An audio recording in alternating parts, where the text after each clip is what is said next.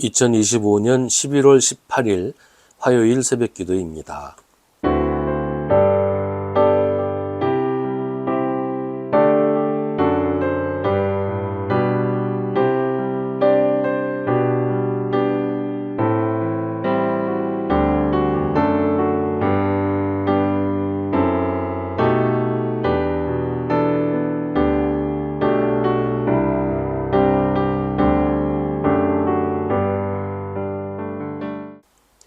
고린도전서 1장 18절부터 31절입니다.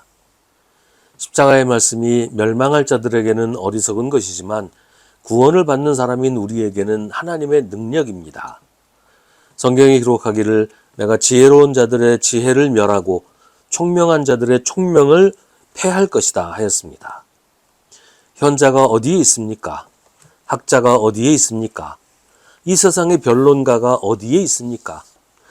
하나님께서는 이 세상의 지혜를 어리석게 하신 것이 아닙니까? 이 세상은 그 지혜로 하나님을 알지 못하였습니다. 하나님의 지혜가 그렇게 되도록 한 것입니다.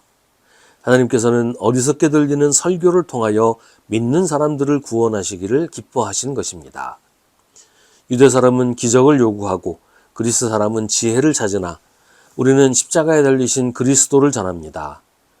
그리스도가 십자가에 달리셨다는 것은 유대 사람에게는 거리낌이고 이방 사람에게는 어리석은 일입니다. 그러나 부르심을 받은 사람에게는 유대 사람에게나 그리스 사람에게나 이 그리스도는 하나님의 능력이요 하나님의 지혜입니다. 하나님의 어리석음이 사람의 지혜보다 더 지혜롭고 하나님의 약함이 사람의 강함보다 더 강합니다.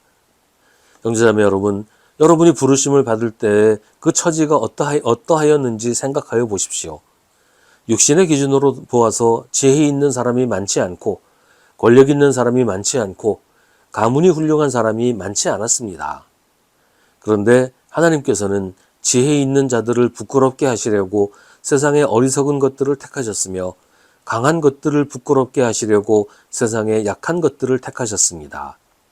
하나님께서는 세상에서 비천한 것들과 멸시받는 것들을 택하셨으니 곧 잘났다고 하는 것들을 없애시려고 아무것도 아닌 것들을 택하셨습니다. 이리하여 아무도 하나님 앞에서는 자랑하지 못하게 하시려는 것입니다. 그러나 여러분은 하나님의 자녀로서 그리스도 예수 안에 있습니다. 그는 우리에게 하나님으로부터 오는 지혜가 되시며 의와 거룩함과 구원이 되셨습니다. 그것은 성경에 기록되어 있는 바 누구든지 자랑하려거든 주님을 자랑하라 한 대로 되게 하시려는 것입니다. 아멘. 교회는 세상 속에 있고 세상과 함께 있습니다. 그러나 교회는 세상과 달라야 합니다. 세상을 본받지 말고 세상을 변화시켜야 합니다. 하지만 그러기가 쉽지는 않아요.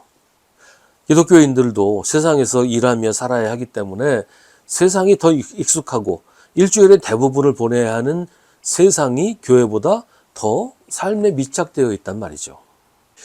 그래서 기독교인이라고 해도 교회가 아니라 세상의 방식이 삶의 중심이 되는 게 자연스러운 일이에요. 그래서 더 정신 차려서 교회가 교회다움을 지키지 않으면 교회가 자기도 모르는 사이에 세상에 물들게 되고 세상과 구별할 수 없게 되어버리는 겁니다. 고린도 교회가 바로 그랬어요. 바울은 지혜에 대한 이야기를 하는데 고린도 교회 안에 세상의 지혜를 자랑하는 사람들이 있었기 때문입니다. 세상에서 성공하고 세상에서 출세한 사람들이 교회에서도 그걸 자랑하고 그걸 내세우면서 세상에서 성공한 방식을 교회 안에서도 그대로 사용하려고 했다는 거예요. 하나님의 능력도 예수 그리스도의 십자가도 자기들을 성공하게 만들어준 세상의 지혜만 못하다고 하면서 자기를 자랑하고 내세웁니다. 그런가 하면 그런 사람들을 부러워하는 사람들도 많이 있었어요. 교회를 다니기는 하지만 관심의 초점은 세상의 성공과 출세가 있고 자기도 그렇게 되고 싶어서 세상의 방식을 따라하려는 사람들이 교회 안에도 많이 있었다는 거예요. 바울은 세상의 방식이 지혜롭다고 믿는 사람들, 그래서 그런 방식을 교회에서도 관철하려고 하는 사람들을 향해서, 그리고 그런 사람들을 부러워하는 사람들을 향해서 말합니다. 십자가의 말씀이 멸망할 자들에게는 어리석은 것이지만 구원을 받는 사람인 우리에게는 하나님의 능력입니다. 하나님의 어리석음이 사람의 지혜보다 더 지혜롭고 하나님의 약함이 사람의 강함보다 더 강합니다. 하나님께서는 지혜 있는 자들을 부끄럽게 하시려고 세상의 어리석은 것들을 택하셨으며 강한 것들을 부끄럽게 하시려고 세상의 약한 것들을 택하셨습니다. 하나님께서는 세상에서 비천한 것들과 멸시받는 것들을 택하셨으니 곧 잘났다고 하는 것들을 없애시려고 아무것도 아닌 것들을 택하셨습니다. 이리하여 아무도 하나님 앞에서는 자랑하지 못하게 하시려는 것입니다. 이런 모습은 오늘날 교회에서도 쉽게 볼 수 있어요.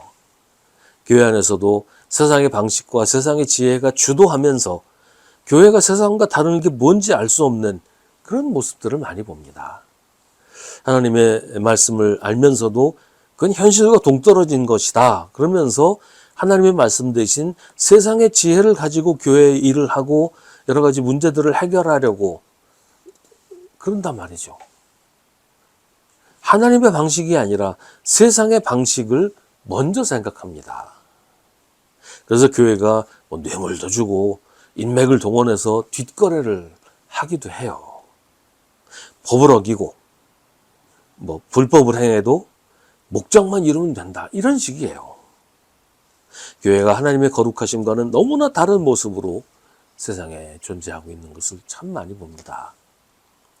문제는 가치관과 기준이에요. 하나님의 방법, 하나님의 기준을 무시하고 세상의 방법, 세상의 기준을 그대로 교회로 가지고 들어와서 그대로 행하니 교회가 세상에 물들게 되는 거지요. 바울은 그런 교회를 향해 선포합니다. 여러분은 하나님의 자녀로서 그리스도 예수 안에 있습니다. 그는 우리에게 하나님으로부터 오는 지혜가 되시며 의와 거룩함과 구원이 되셨습니다. 그것은 성경에 기록되어 있는 바 누구든지 자랑하려거든 주님을 자랑하라 한 대로 되게 하시려는 것입니다. 우리의 지혜는 누구의 지혜입니까?